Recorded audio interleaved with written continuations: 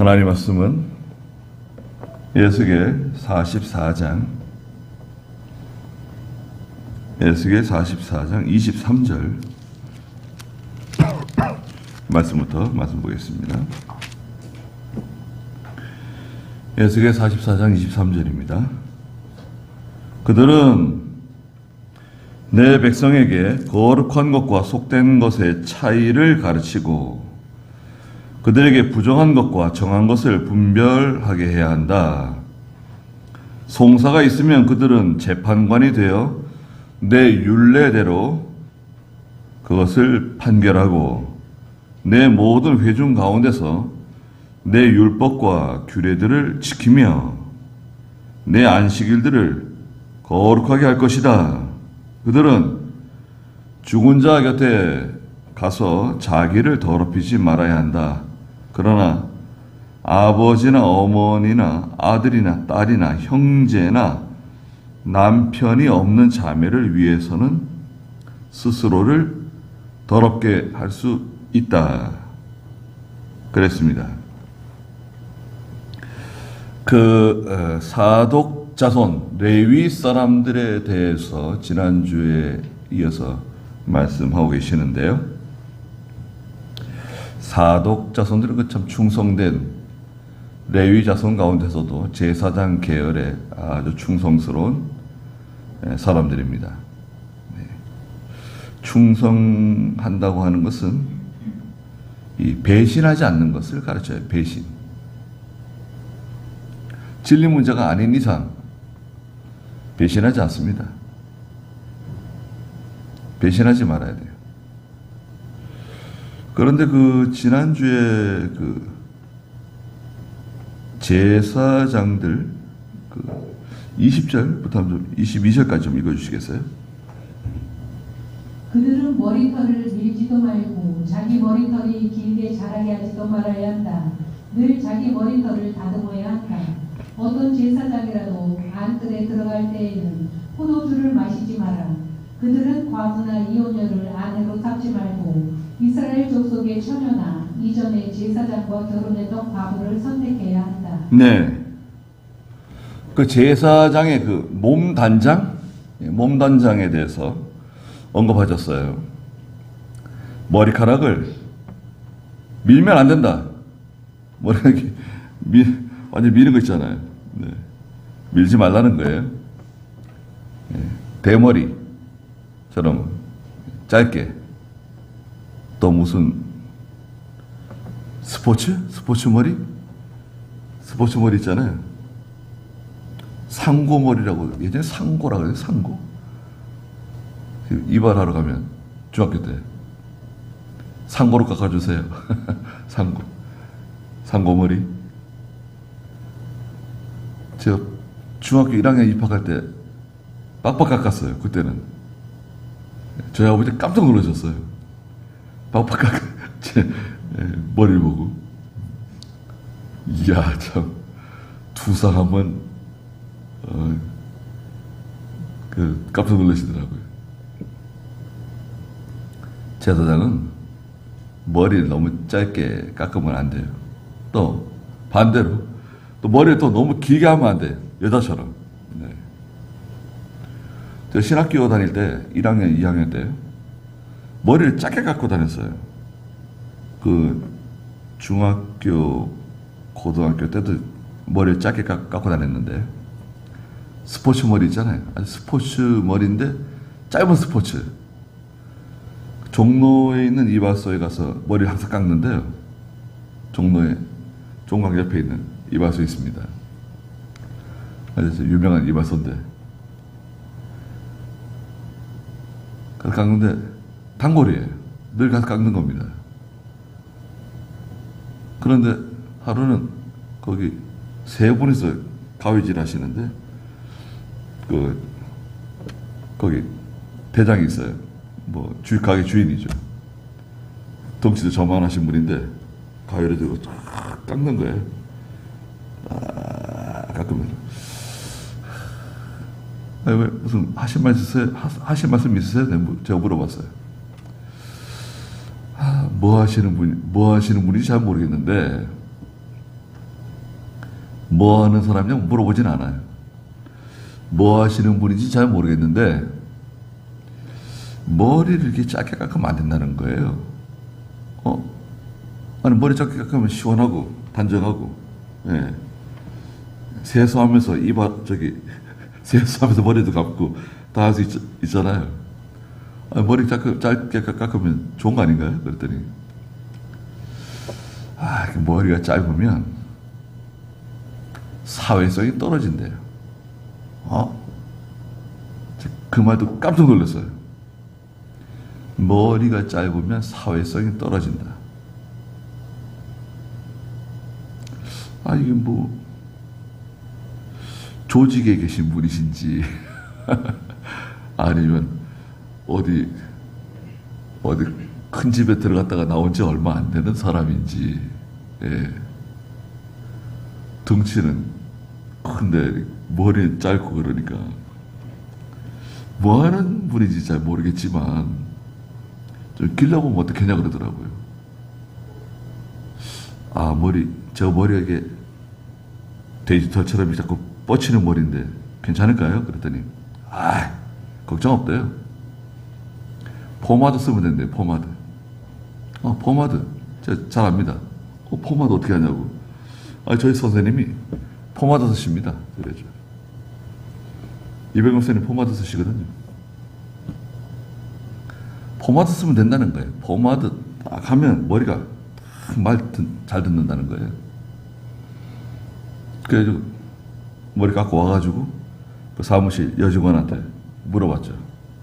목사님, 그 포마드 어떻게 쓰시냐고 물어봤어요. 그래서 포마드 딱 가져오더니 요만큼 찍어서 손에 비벼가지고 싹 머리에 바르면 된다고 알려주더라고요. 그래서 포마드 당장 사가지고, 예, 그다음부터 딱 머리 기르면서, 네, 그때부터 이제 머리 길렀죠.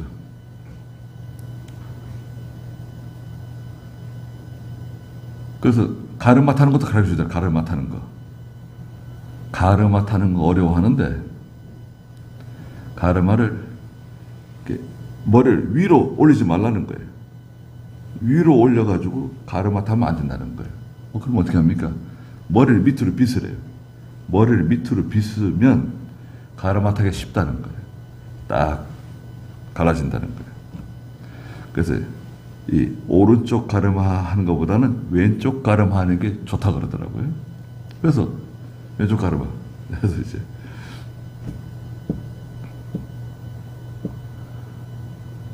누가 한 마리 가르쳐 주면 거죠. 진리 문제는 아니잖아요. 진리 문제는 아니지만 그 오랫동안 그 종로에서 수십 년 동안 이발하시면서 많은 사람들을 본 사람이, 네, 저한테 충고해 주는 거잖아요. 너무 고맙더라고요. 제가 너무 감사하다고. 제가 꼭 참고하고 제가 머리 스타일을 바꾸겠습니다. 제가 바로 그랬죠. 그 다음부터 머리 이제 기른 겁니다.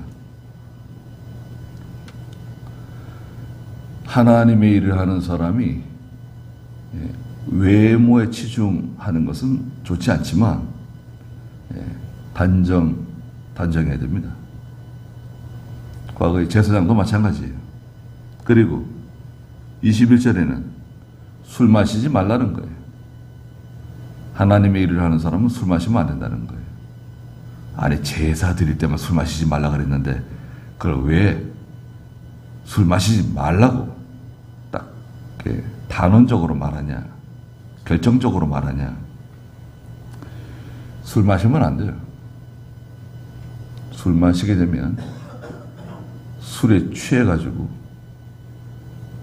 술에 취해서 신방할 거예요. 술에 취해가지고 전도할 거예요. 술 마시게 되면 결국 반드시 실수를 하게 돼요. 실수. 그렇게 하면 안 됩니다. 아니, 성도들도 지금 술 마시지 말라고 지금 그러는데 목사가 술 마시면 되겠어요? 한 잔도 안 마시는 거예요. 담배 피우지 말고.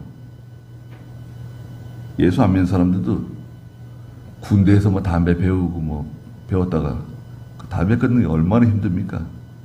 담배 다 끊고 그러는데 목사가 담배 피워? 뒤에서 몰래? 그건 자기 양심에도 안 맞잖아요. 그리고 22절에 제사장은 과부나 이혼녀를 아내로 삼지 말고 이스라엘 백성들 가운데 처녀나 제사장을 남편으로 두었던 과부와 결혼할 수 있다. 구약의 율법이에요, 이것은. 이 내용은 이제 레위기 21장에 있어요. 레위기 21장에 가면 여러 가지 말씀들이 나옵니다. 오늘 여기에 말씀하신 내용들이 나와요. 레위기 21장 9절 읽어보세요. 어떤 제사장의 딸이 창기 짓을하여 자기를 더럽히면 미안합니다. 21장 7절입니다. 7절. 그들은 창기나 부정한 여자나 자기 남편에게서 쫓겨난 여자를 아내로 삼지 말아야 한다. 이는 그가 자기 하나님께 거룩하기 때문이다. 네. 여기 보면 그 21장 5절에서도 이제 대머리 되게 하지 말라고 말씀하셨죠. 그리고 7절에서는 창기, 부정한 여자, 자기 남편에게서 쫓겨난 여자, 이런 여자는 아내로 삼지 말 것. 이는 그가 자기 하나님께 거룩하기 때문이다. 그랬습니다. 예. 결혼을 잘해야 되잖아요. 결혼 아무나 하고 할 수 있나요? 지금은 제가 가끔 말씀드리지만 이제 장수 시대가 되어가지고 더 오래 살아요. 결혼하면 한 7, 80년을 같이 살아야 돼요. 7, 80년. 뭐 얼굴 뜯어먹으면서 사냐고 예전에 그러잖아요. 아무리 얼굴이 예뻐도 1년 살면 그 얼굴이지 뭐 어떻게 뭐 얼굴이 바뀌어요? 뭐 얼굴 바꾸기 힘들어요. 또 남자들은요, 성형하면 예뻐지고 좋을 것 같은데 또 예뻐질 수도 있죠. 근데 남편 된 사람들은 썩 좋아하지 않을 수도 있어요. 성형에 대해서. 그 얼굴을 고친 거 아니에요. 전에 얼굴을 알고 있는데 얼굴을 인위적으로 고친 거 아니에요. 조금씩 이렇게 조금씩 처진 거 잡아줄 수 있고 그럴 수도 있는데 남자들 주름도 피고 그럴 수 있잖아요. 근데 막 대대적으로 공사를 해가지고 누가 누군지 알아보기 힘들게 만들어 놓게 되면 별로 좋아하지 않을 것 같아요. 남자 쪽에서 생각할 때.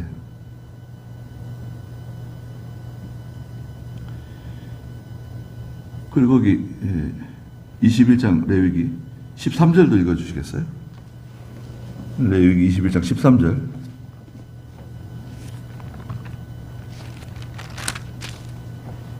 그는 처녀를 아내로 삼아야 한다. 그는 과부나 이혼한 여자나 창기짓을 한 더러운 여자를 아내로 삼아서는 안 되고 다만 자기 백성 중에서 처녀를 아내로 삼아. 예, 처녀를 아내로 삼으라는 거예요. 과부, 이혼한 여자, 창기짓을 한 더러운 여자를 아내로 삼아서는 안 되고 다만 자기 백성 중에서 처녀를 아내로 삼아라. 그 17절도 좀 읽어주시겠어요? 너는 아론에게 말하여라. 내 자손 중에서 대대로 몸에 흠이 있는 사람은 자기 하나님의 음식을 드리기 위해 나와서는 안 된다. 예, 하여튼 그 13절, 14절에 있는 것처럼 처녀를 아내로 삼을 것. 예. 하여튼 그 목사가 하나님의 일을 할 사람이 결혼하는 거 중요합니다. 그거 교인들에게 흠잡히지 않도록 조심하고 구약 말씀대로 하면 좋을 것 같고 구약 말씀대로 하지 않더라도 하여튼 흠잡히지 않도록 그 이혼당한 여자, 이혼한 사람 좀 안 되잖아요? 목사가? 저희 교단은 허락 안 해요. 이혼한 여자와 결혼하는 거 징계받습니다. 허락 안 해요. 목사가 이혼하는 거 허락 안 해요. 이혼했다. 그러면 목회 못 해요. 사모에게 무슨 문제가 있어서 이혼할 수밖에 없어서 이혼했다 하더라도 징계받아요. 이혼하면. 호세아 선지자처럼 할 수는 없겠지만 호세아의 그 아내는 음란한 아내잖아요. 그렇게까지는 할 수 없겠지만 이혼을 사실상 거의 금지하다시피 하고 있어요. 그리고 오늘 23절인데요.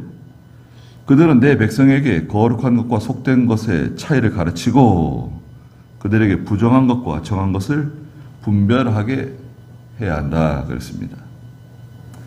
이게 제사장이 하는 역할이에요.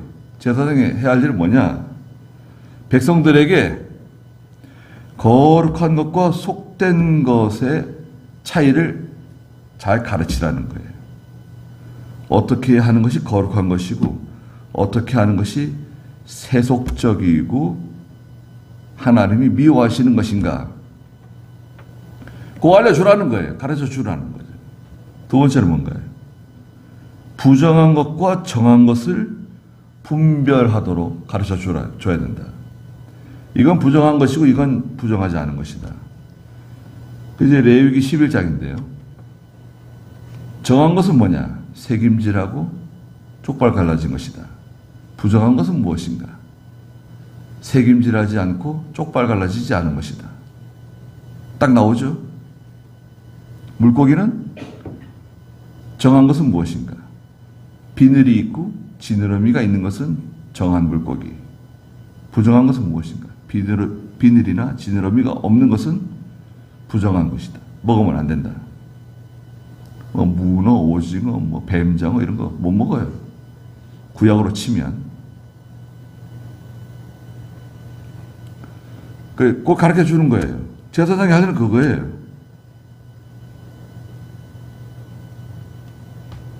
이것은 이제 출애굽기 18장에 가면 그 하나님의 인도자, 하나님의 종이 해야 할 일은 무엇인가? 모세가 해야 할 일은 뭐냐? 18장 출애굽기 20절 읽어보세요. 그들에게 규례와 법도를 가르쳐서 그들이 가야 할 길과 마땅히 해야 할 일을 그들에게 알려주며. 네, 모세가 해야 할 일은 이거다.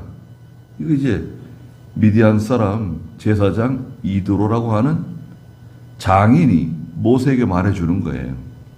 당신이 해야 할 일은 뭐냐? 백성들에게 규례와 법도를 가르칠 것, 하나님 말씀 가르치는 거, 그게 제일 중요한 거다. 오늘도 그렇잖아요. 예. 목사가 해야 할 일은 뭐냐? 선교 목사도 있고, 음악 목사도 있고, 목사가 많아요. 그런데 목사는 성경 잘 가르쳐야 돼. 두 번째는 뭐냐? 그들이 가야 할 길과 마땅히 해야 할 일을 가르쳐 주는 일, 그거 해야 돼요. 마땅히 해야 할 일은 뭐고 가야 할 길은 어딘지 그걸 일러주라는 거예요. 그 목사하고 얘기하면 교인들이 답을 얻어야 돼요. 그렇지 않습니까? 그 다음에 말라기 2장. 말라기 2장 보시면 6절. 그의 입에는 진리의 법이 있었고 그의 입술에는 죄악이 없었다. 그는 화평과 정직함으로 나와 함께 행하였으며 많은 사람들을 죄악에서 돌려서게 하였다.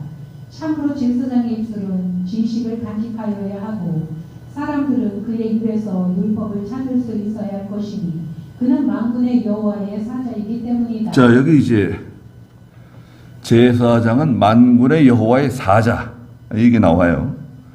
여호와의 사자, 하나님의 사자.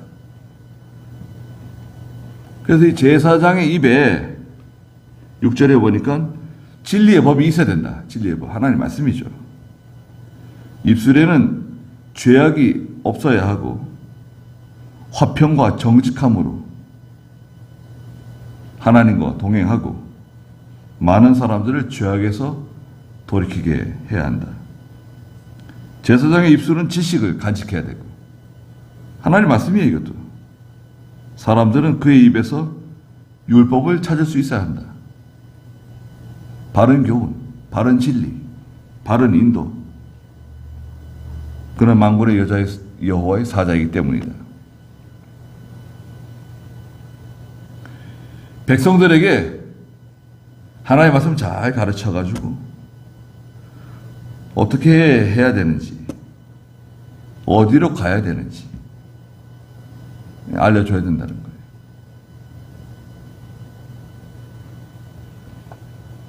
그리고 오늘 에스겔 44장 24절에 보니까 송사가 있을 때, 송사, 서로 이제 다툼이 있을 때 그들은 재판관이 되어 내 율례대로 그것을 판결하고 제사장이 재판관이 되어가지고 하나님의 말씀으로 판결할 수 있다는 거예요. 판결자예요.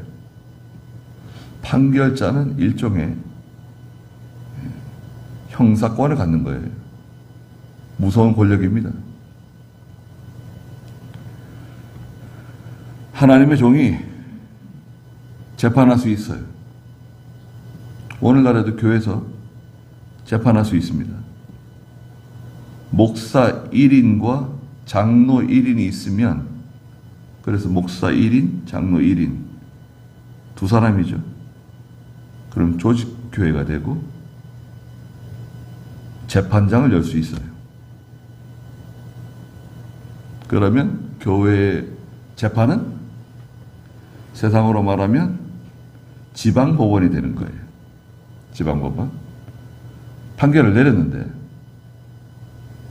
받아들일 수가 없다. 불복한다. 나는 받아들일 수 없습니다. 그러면 상소할 수 있어요. 상소 어디로 하죠? 노회. 노회는 세상으로 말하면 고등법원이라고 할 수 있습니다. 노회에서 재판했어요. 목사님들이 이제 장로도 들어갈 수 있고, 그래서 재판국을 열어서 재판했는데 역시나 받아들일 수가 없다. 나는 인정 못한다. 그러면 또 상소할 수 있어요. 3심 제도에, 교회도 3심입니다. 그러면 총회로 올라가요. 총회에서 또 재판 열릴 수 있어요. 세상으로 말하면 대법원이죠. 3심에 올라가게 되면 재판해요. 그런데 받아들일 수 없다? 그러면 안 되죠. 3심에 올라가는데 받아들일 수 없다 그런 사람이 있어요. 그 징계해야 돼. 징계하는 거예요. 그건 하나님의 결정을 어기는 거예요. 보통은 교회에서 재판하게 되면 거기서 끝나는 게 좋아요. 받아들이겠습니다. 억울한 일이 있고 좀 부족한 게 있어도 받아들이겠습니다. 그래서 서로 합의하고 화해하고, 목사님과 장로님이 조정하는 대로 따라가면 돼요.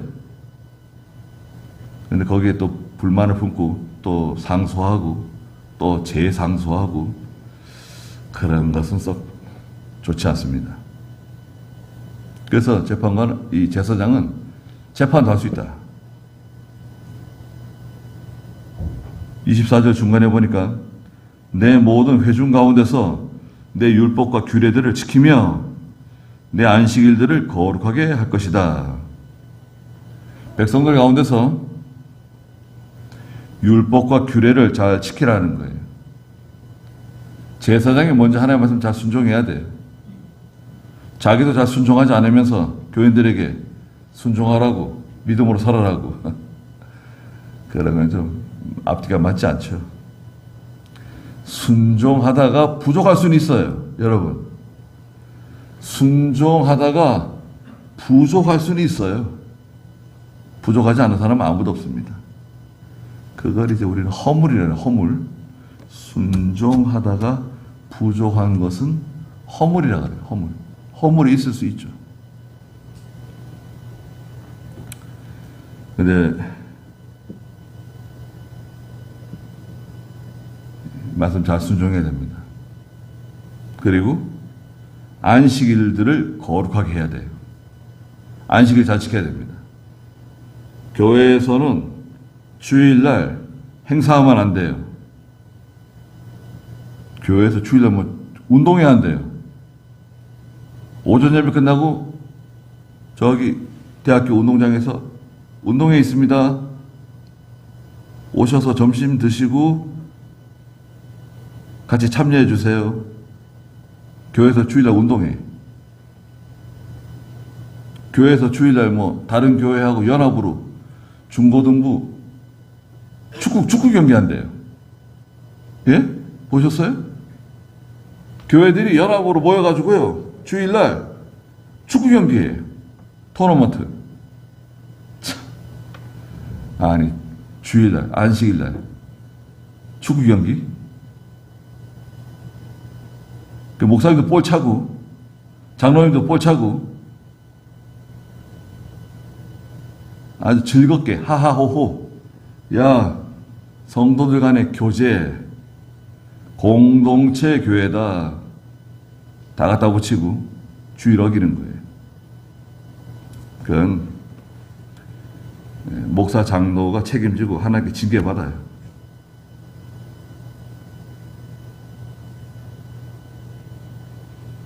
안식일을 거룩하게 잘 지켜야 됩니다. 주일날 하면 안 되는 거 있어요. 교회에서 이렇게 봉사하고 수고하는 거 괜찮아요. 그건 안식일 어기는 거 아니에요. 주일날, 안식일날 소를 잡고 양을 잡고 다 했잖아요. 그러나 노동, 대가를 받는 노동은 하지 말라는 거예요. 노동에 대해서 금기하는 겁니다. 그리고 25절에 시체 가까이 가지 말라는 거예요. 시체. 그들은 죽은 자 곁에 가서 자기를 더럽히지 말아야 한다. 성경에서 시체는 보통 죄를 상징해요. 예수님께서도 죽음이 있는 곳에 뭐가 온다 그랬죠? 독수리가 온다. 죽음은 시체죠. 시신. 죄가 있는 곳에 심판이 온다는 말씀을 하신 거예요. 죽음이 있는 곳에 독수리가 온다는 것은 죄가 있는 곳에 하나님의 심판이 온다. 이 시체는 더러운 것을 상징하고 죄를 상징해요. 가까이 가지 말라는 거예요. 신약시대는 그렇지 않죠. 신약시대 때는 전에는 목사가 성도들 염도하고 그랬어요. 염도하고. 전에 곽범민 목사님은 염하셨나요? 곽범민 목사님 염하셨어요? 네, 염.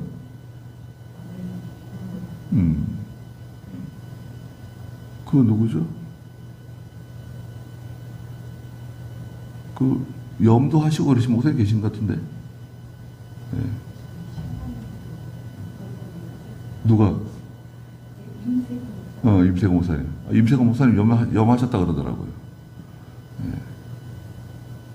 예. 시아버지요? 염할 수 있어요.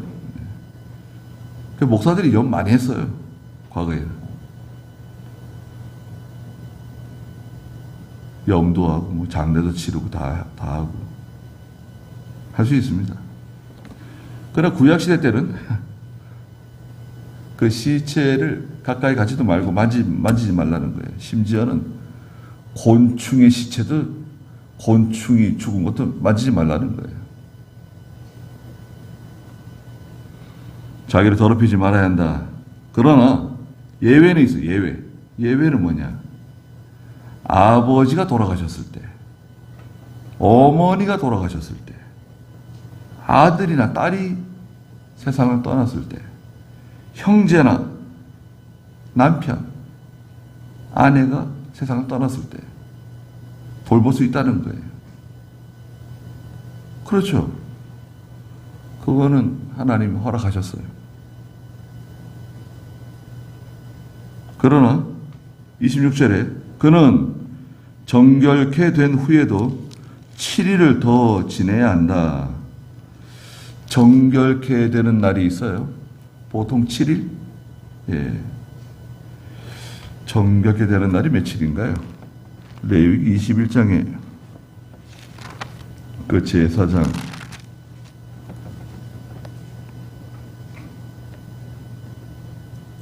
시체를 가까이 하지 말고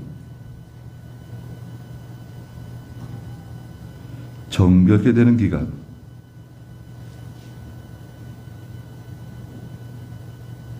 며칠 말씀하셨나요?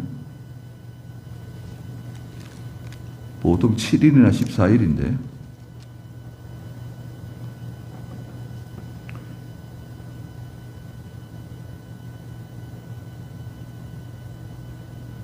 그 21장 그 1절부터 4절에 보면 이제 부정하게 되는 건데요.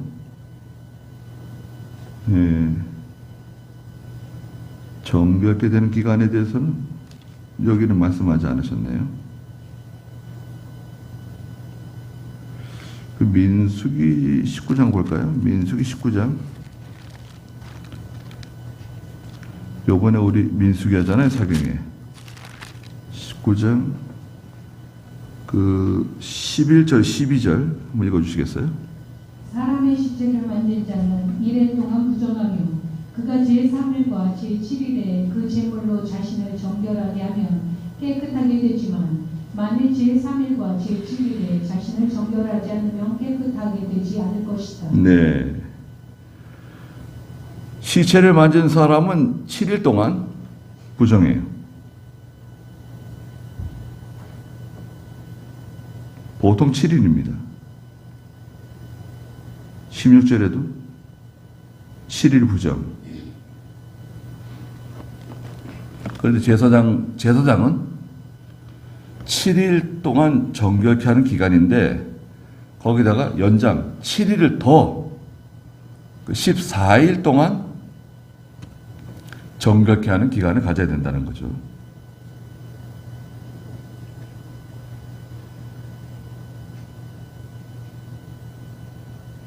그리고 27절에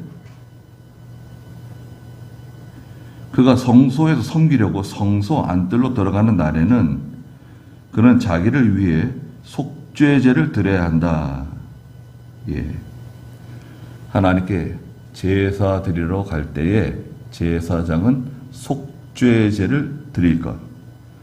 자기의 죄부터 회개하고 제사장은 다른 사람의 죄를 하나님께 대속하는 그 속죄하는 그 역할을 하잖아요. 그런데 먼저 자기 죄부터 하나님 앞에 회개하고 그 다음에 백성들의 죄를 하나님 앞에 가지고 갈 것. 그러니까 솔선수범하는 거예요. 먼저 자기부터 깨끗하게 해라 말씀하셨습니다.